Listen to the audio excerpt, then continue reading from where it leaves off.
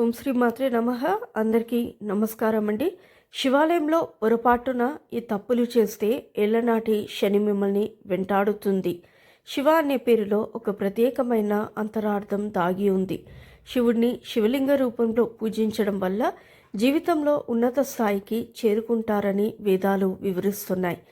శివుడు భక్తుల కోరికలను తేలికగా నెరవేరుస్తాడని, భక్తులను త్వరగా అనుగ్రహిస్తాడని ప్రతీతి. లయకారుడు శివుడిని పూజించడం ద్వారా అన్ని రకాల కోరికలు వీలైనంత త్వరగా నెరవేరుతాయని భక్తుల నమ్మకం. పరమేశ్వరుడిని కేవలం మానవులు మాత్రమే కాదు, దేవతలు, రాక్షసులు, మునులు సైతం పూజిస్తారు. నిండైన జలంతో అభిషేకించిన సంతోషించి తన భక్తుల కోరిన కోరికలు తీర్చే గరల కంఠుడు. అయితే శివుడిని చాలా జాగ్రత్తగా పూజించాలి. కొన్ని పొరపాట్లను ఎట్టి పరిస్థితుల్లో చేయకూడదు. శివ పూజ చేసేటప్పుడు ఎలాంటి జాగ్రత్తలు తీసుకోవాలి, ఎలాంటి పొరపాట్లు చేయకూడదు అనే విషయాల గురించి ఇప్పుడు ఈ వీడియోలో మనం తెలుసుకుందాం. అలాగే ఈ వీడియోకి ఒక లైక్ కొట్టి లైక్ చేయండి. మీ యొక్క లైక్ అనేది మాకు ఎంతగానో సపోర్ట్ని ఇస్తుంది. పరమేశ్వరునికి అత్యంత ప్రీతిపాత్రమైనది విభూతి. ఈ విభూతిని ధరించిన వారికి పరమేశ్వరుడు అనుక్షణం కాపాడుతూ ఉంటాడని పండితులు తెలియజేస్తున్నారు. 3 గీతలు అడ్డంగా భస్మధారణ చేయాలి. విభూతిని ఇలా ధరిస్తే జన్మ జన్మల పాపాలు నశించిపోతాయని పెద్దలు చెప్తున్నారు. ఈ విభూతిని వివిధ పద్ధతిలో తయారు చేస్తారు. ఆవు పేడను కింద పడనివ్వకుండా చేతిలో పట్టుకొని వేద మంత్రాల మధ్య హోమం చేసి తయారు చేసుకున్న భస్మాన్ని శాంతికము అని అంటారు. శివలింగానికి కుంకుమ బొట్టు పెట్టకూడదు. శివునికి కేవలం విభూతి మరియు గంధమును మాత్రమే ఉపయోగించాలి. శ్రద్ధ భక్తులతో శివుడు ధ్యానం చేస్తుంటాడు. ఆయనకు కుంకుమను సమర్పించడం వల్ల ఎరుపు రంగులో ఉండే ఈ కుంకుమ శరీరంలో వేడిని పుట్టిస్తుంది. అందుకే బదులుగా చల్లదనాన్ని ఇచ్చే గంధమును ఉపయోగించాలి. అలాగే ఎట్టి పరిస్థితుల్లోనూ కొబ్బరి నీళ్లను శివలింగంపై పోయకూడదు.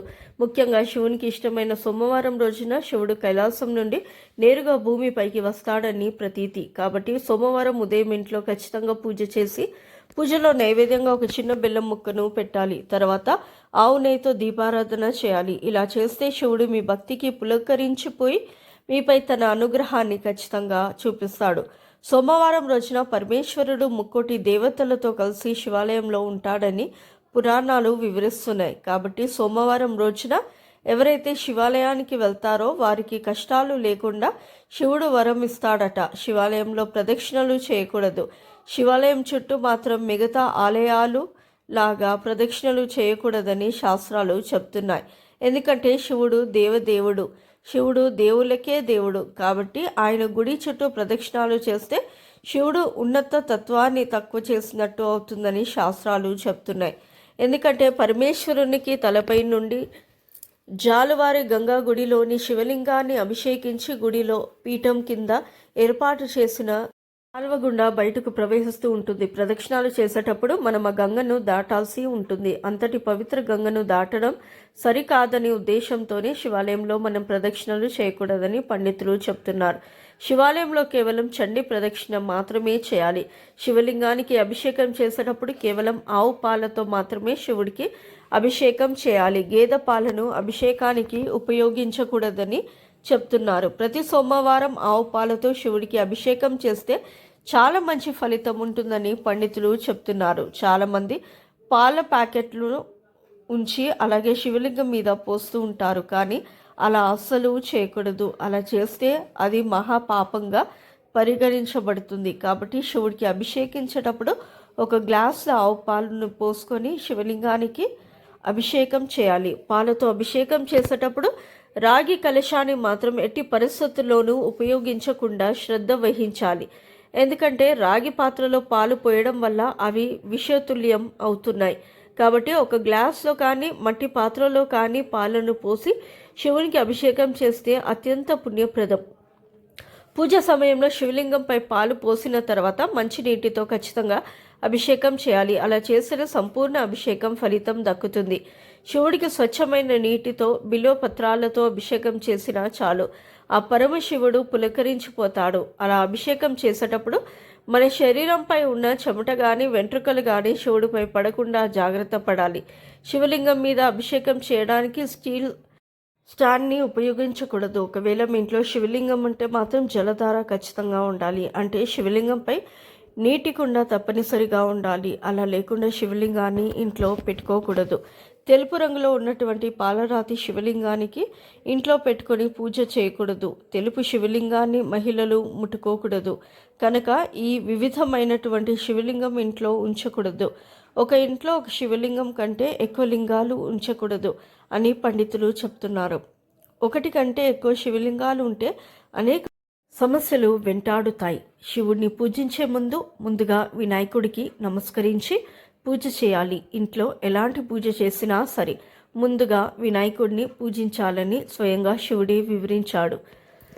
శివుని పూజలో తులసి ఆకులను ఎట్టి పరిస్థితుల్లోనూ ఉపయోగించరాదు. ప్రతి సోమవారం ఇంట్లో పూజ చేసే సమయంలో ఓం నమ శివాయ అనే పంచాక్షరి మంత్రాన్ని పఠించాలి. ఈ 5 అక్షరాల మంత్రం చాలా శక్తివంతమైనది. శివాలయంలోకి అడుగు పెట్టగానే ముందుగా మనం నంది దర్శనం చేసుకుంటాం. శివుని వాహనమైన నంది చెవిలో మన కోరికలను చెప్పడం వల్ల అవి ఖచ్చితంగా నెరవేరుతాయని వేద పండితులు చెప్తున్నారు. ఆ పరమశివుడు ఎప్పుడూ తపస్సులోనే ఉంటాడు. కాబట్టి ఆయన తపస్సుకు భంగం కలగకుండా శివుని ముందు ఉన్న నంది ద్వారానే మన సందేశాలను శివునికి తెలియజేయాలి. అందుకే దేవాలయాల్లో శివుని ఎదురుగా నందీశ్వరుడు ఉంటాడు. కాబట్టి నంది చెవిలో మన కోరికలను చెప్పుకుంటే నంది మన కోరికలను విని నేరుగా శివుని దృష్టికి తీసుకెళ్తాడని పండితులు అంటున్నారు. అయితే నంది చెవిలో మన కోరికలు చెప్పేటప్పుడు ముందుగా మన కుడి చేతిని నందీశ్వరుని చెవుకి అడ్డంగా పెట్టి మన గోత్రం, మన పేరు, మన కోరిక చెప్పాలి. శివాలయంలో నంది కొమ్ముల మధ్య నుంచి శివుని దర్శించిన వారికి వివాహం ప్రాప్తిస్తుందని శివపురాణం తెలియజేస్తుంది. తెల్ల జిల్లేడు పూలతో శివుని పూజిస్తే తొందరగా కరుణిస్తాడని పండితులు తెలియజేస్తున్నారు. జిల్లేడు పూలకు చాలా విశిష్టత ఉంది. శివుని పూజించిన ఈ పూలను మహిళలు తలలో పెట్టుకుంటే చాలా మంచిదని చెబుతున్నారు. నందివర్ధన పూలతో శివుని పూజిస్తే మీ జీవితంలో ప్రశాంతత లభిస్తుంది. పారిజాత పువ్వులని శివుడికి సమర్పిస్తే కాలసర్ప దోషాలు తొలగిపోతాయి. శివుడికి బిల్వ పత్రం, మారేడు, జమ్మి, తెల్లని పుష్పాలు అంటే చాలా ఇష్టం.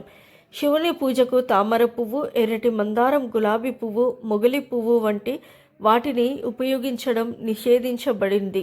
శివ పూజలో ఎరుపు రంగు పువ్వులను అస్సలు ఉపయోగించకూడదు. శివునికి ఎరుపు రంగు పువ్వులు పెడితే పూజకు తగిన ఫలితం దొరకదు. శివునికి శంఖం పువ్వులన్నా చాలా ఇష్టం. పరమేశ్వరుడికి ఎలాంటి పనులు అయినా సరే నైవేద్యంగా సమర్పించవచ్చు. అయితే శివుడికి వెలగపండు అంటే చాలా ప్రీతికరమైనది. కాబట్టి వెలగపండును శివుడికి సమర్పిస్తే దీర్ఘాయుష్షు లభిస్తుంది. శివునికి అభిషేకం చేస్తే సంతాన సౌభాగ్యం కలుగుతుంది. అలాగే ఆర్థిక సమస్యలు తొలగిపోవాలంటే శివుడికి చెరుకు రసంతో అభిషేకం చేయాలని శాస్త్రంలో చెప్పబడింది. ప్రతి నెలలో వచ్చే పౌర్ణమి రోజున శివాలయంలో ఆవు నెయ్యితో ఒక దీపం వెలిగిస్తే ముక్కోటి దేవతలను పూజించినట్టే అని గ్రంథాలలో చెప్పబడింది.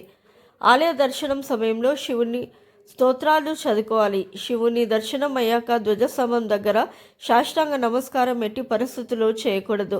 మొదట ధ్వజస్తంభంను దర్శనం చేసుకోవాలి. కానీ శివుని దర్శనం తర్వాత నమస్కరిస్తే పుణ్యఫలం రాదు, కోరిన కోరికలు నెరవేరవు. కాబట్టి ఈ విషయాన్ని అందరూ బాగా గుర్తుంచుకోవాలి. అలాగే నెలలో 2 సార్లు అయినా సోమవారం రోజు మీరు శివలింగానికి పంచామృతాలతో అభిషేకం చేస్తే మీకున్న కష్టాలన్నీ తీరిపోతాయి. అలాగే ఆ పరమేశ్వరుడు ఆశీస్సులు కూడా మీ కుటుంబంపై ఇళ్ళవేళలా ఉంటాయి. ఈ విషయాలు తెలుసుకోవడం ద్వారా శివ పూజలో మరింత శ్రద్ధ, భక్తి పెరుగుతుంది. మీకు ఈ వీడియో ఉపయోగకరంగా అనిపిస్తే తప్పక లైక్ చేయండి, షేర్ చేయండి మరియు మా ఛానల్ని సబ్స్క్రైబ్ చేయడం ద్వారా మాకు మీ మద్దతు అందించండి. శివుని అనుగ్రహం మీ జీవితంలో శాంతి, సౌభాగ్యాన్ని తీసుకురావాలని కోరుకుంటూ ఓం నమ శివాయ. ధన్యవాదములు. సో ఇదంటే ఇవాళ వీడియో. రేపటి వీడియోలో మళ్ళీ కలుస్తాం.